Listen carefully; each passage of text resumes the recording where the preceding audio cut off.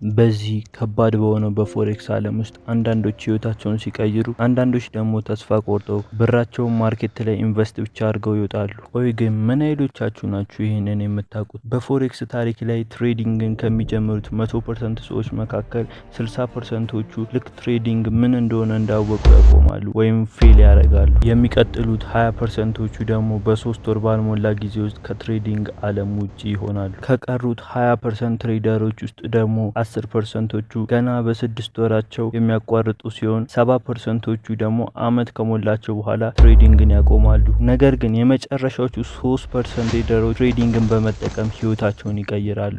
አሁን የሁላችንም ጥያቄ መሆን ያለበት እንዴት አድርገን ብንሰራ ነው ከ97% ውስጥ ወደ 3% የምንቀየረው ሊሆን ነው መሆን ያለበት። ስለዚህ እስቲ ስለኔ ታሪክ አንዳንድ ነገሮች ልንገራችሁ። እኔ በጊዜው $30 ብቻ $30 ነበር የነበረኝ እና እቅድ አወጣሁ። ይሄንንም $30 3 ቦታ ከፍዬ $10 አድርጌ ለመጠቀም ወሰንኩ እና 2 ጊዜ አጠፋሁት። እናም ራሴን ጠየኩት፣ ፎሬክስ ለኔ ይሆናል ወይስ ጊዜን እያጠፋው ነው? ራሴም ጥያቄ ውስጥ ገባው። ነገር ግን 3ኛ ጊዜ ስሞክረው ኤቭሪቲንግ ኢዝ ቼንጅ።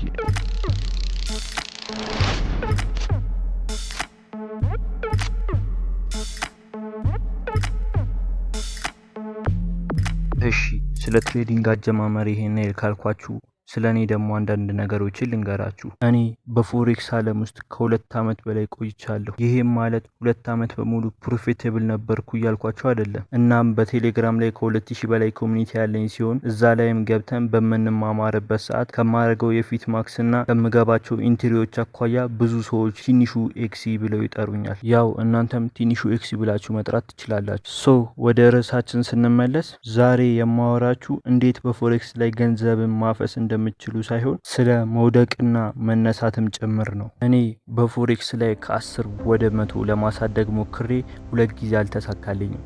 ይህም የሆነበት የራሴ 3 ምክንያቶች አሉ። አንደኛው ስሜት ወይም ኢሞሽኔን ባለመቆጣጠር ነው። ይሄ የሁላችንም ችግር ነው። ሁለተኛው ደግሞ በፍጥነት መፈለግ ነው። ነገሮችን ቶሎ መፈለግ፣ ለነገሮች በፍጥነት ምላሽ ለማግኘት መፈለግ። በቃ እነዚህ እንዳለ ስህተቶች ናቸው። በአንድ ሌሊት የሚፈጠር ነገር የለምና አንተም ነገሮችን በፍጥነት እንዲሆኑልህ አትጠብቅ። ሶስተኛው ሪስክ ማኔጅመንት አለመኖር። ስለዚህ ዲፕ የሆነ ቪዲዮ ሰራላችኋለሁ እና ሁላችሁም እንድታውቁት የምፈልገው ነገር ቢኖር ፎሬክስ ገንዘብ የሚታፈስበት ቦታ አይደለም። ይልቁኑ ፎሬክስ ዲሲፕሊን የሚጠይቅ ገበያ ነው።